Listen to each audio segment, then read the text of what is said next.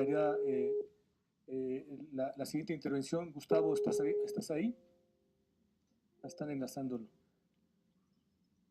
Y terminando las intervenciones, tanto de Adelfo, de Gustavo y de Gonzalo, haríamos la intervención.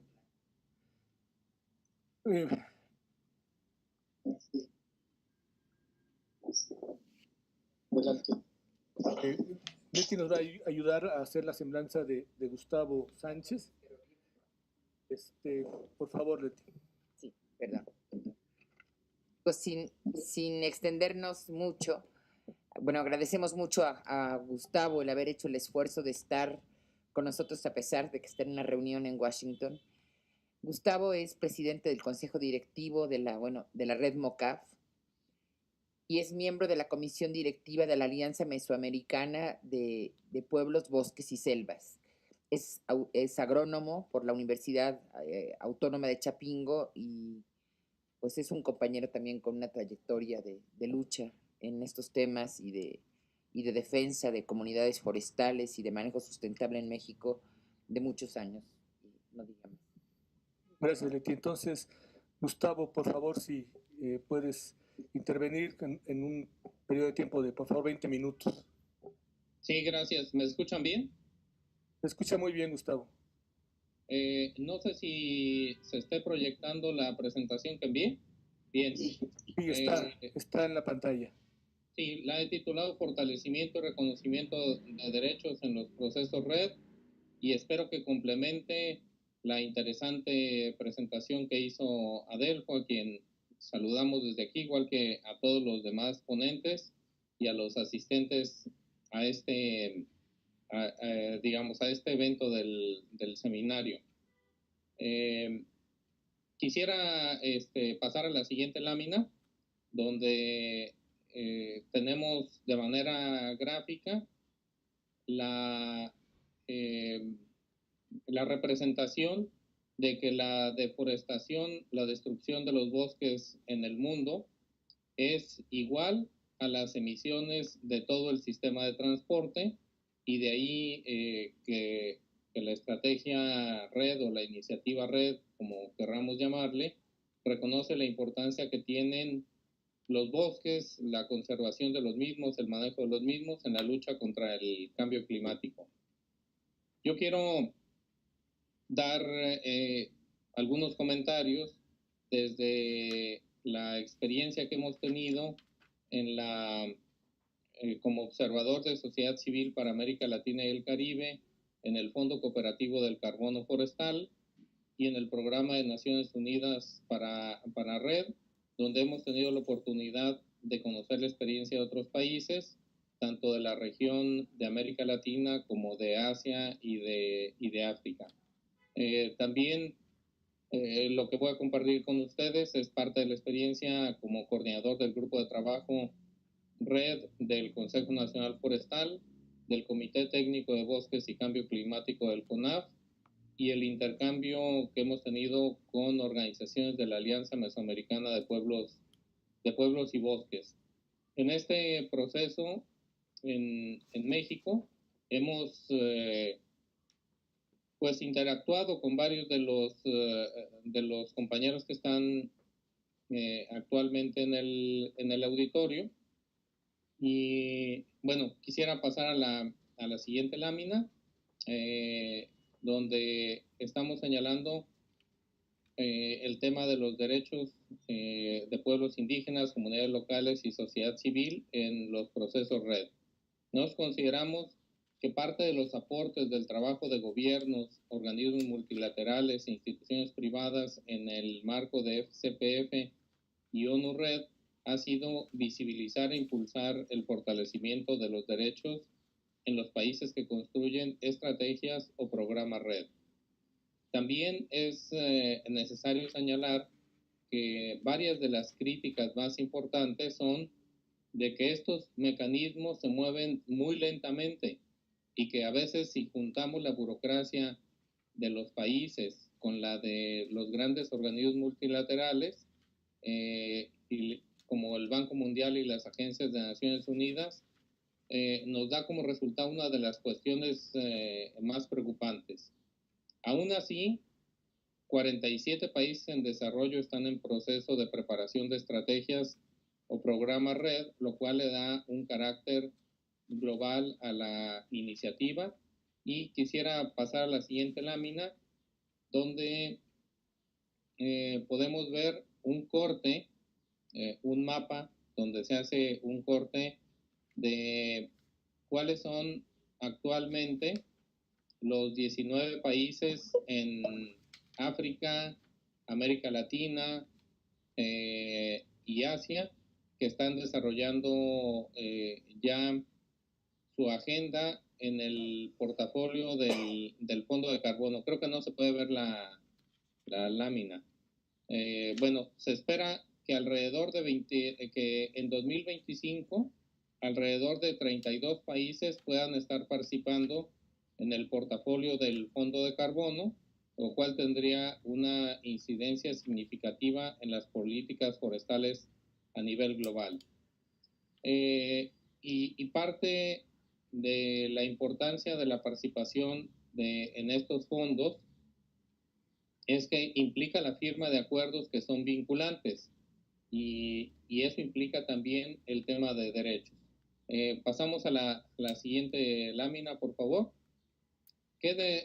Algunos de los derechos que ha impulsado RED son el derecho a la participación, el derecho sobre la tierra y el territorio, el derecho a la consulta con consentimiento libre, previo e informado o con construcción de acuerdos, los derechos sobre el carbono forestal en su modalidad de reducción de emisiones por deforestación y degradación, y el derecho a la distribución de beneficios por esfuerzos y contribuciones a la reducción de emisiones por deforestación y degradación, así como el tema de salvaguardas sociales y ambientales. Bien, puedo irme rápidamente mencionando algunos ejemplos y voy a detenerme un poco en el tema de derechos sobre el carbono, que es una de las cuestiones más nuevas y controversiales. Bueno, el derecho a la participación. Casi todos los países han tenido que hacer esfuerzos por fortalecer los espacios de participación social o bien crear nuevos. En México, por ejemplo, surgieron el Grupo de Trabajo RED, el Comité Técnico de Bosques y Cambio Climático, la Mesa Indígena y Campesina al seno del Consejo Nacional Forestal, del CONAF, y los Comités Técnico Consultivo RED o CTCs RED, de los que ya algunos ponentes hablaron. Aquí quisiera hacer énfasis en que el reto es cómo fortalecemos los espacios ya existentes y en su caso, como son los CTCs, los anclamos a un instrumento legal para que no se vuelvan una cuestión voluntaria y que solo se convoquen cuando sea conveniente para los gobiernos. Y aquí quiero destacar que la discusión actual de la iniciativa de la nueva Ley General de Desarrollo Forestal Sustentable es una oportunidad o un riesgo, depende del resultado de este proceso, para fortalecer o debilitar estos espacios, ya que la iniciativa propone disminuir facultades al CONAF. Bueno, pasamos a la siguiente. El CONAF está reconocido en la Ley General de Desarrollo Forestal Sustentable como un órgano que actualmente tiene funciones consultivas de supervisión, vigilancia, evaluación y consulta obligada en planeación, reglamentos y normas.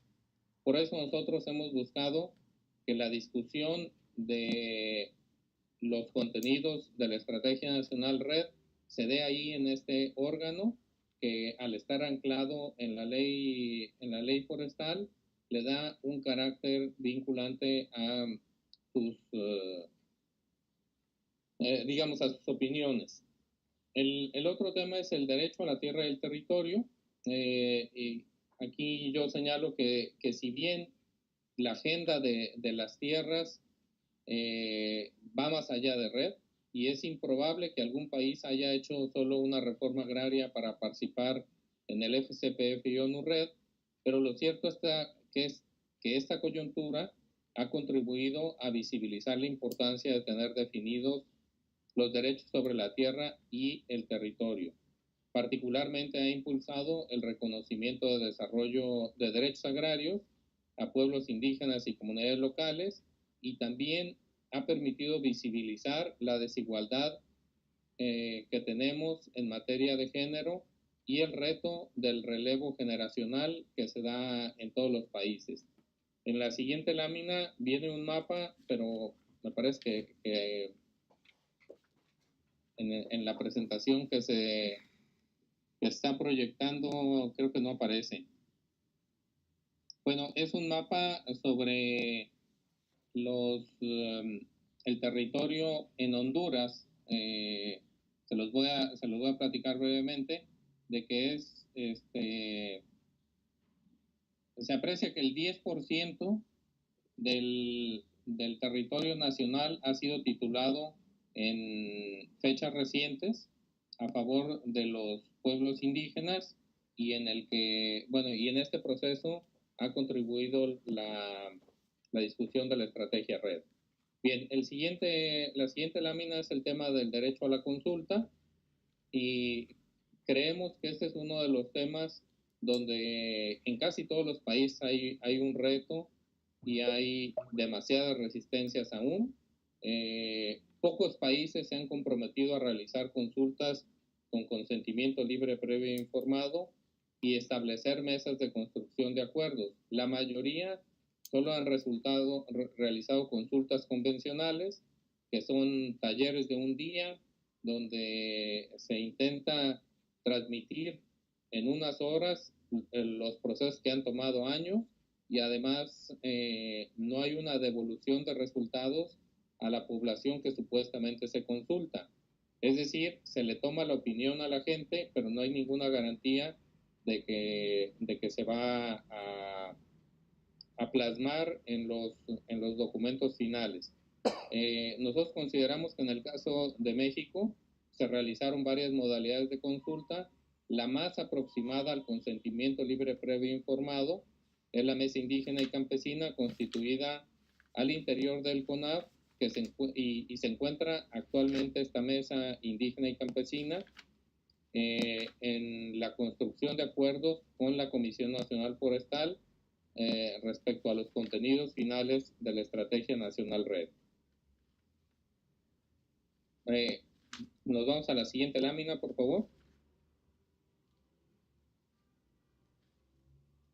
Bien, el tema de derechos sobre el carbono en la modalidad de reducción de emisiones por deforestación y degradación.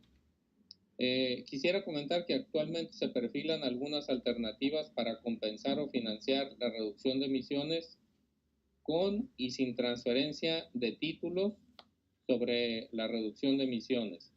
Algunas de estas alternativas son el Fondo del Carbono, del Fondo Cooperativo del Carbono Forestal, o FCPF, que es una instancia en el que sí hay transferencia de títulos de reducción de emisiones.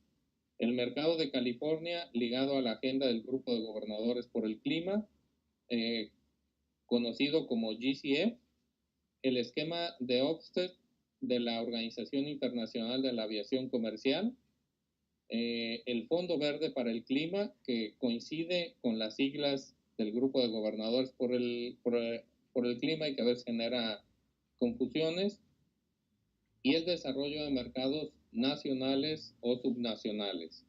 El esquema que más ha avanzado es el Fondo del Carbono, y nos da una idea de cómo podrían funcionar estos esquemas de compensación. De acuerdo a lo que hemos visto en estas reuniones del Fondo de Carbono y del FCPF,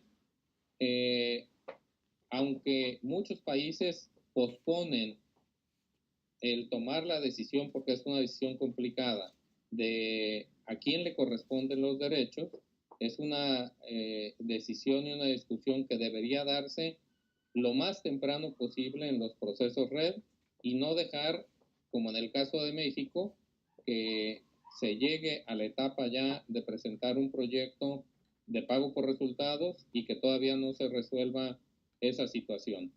Entonces, cada país tiene que resolver, de acuerdo a su marco jurídico, a quién pertenece la tierra donde están los bosques y los ecosistemas forestales.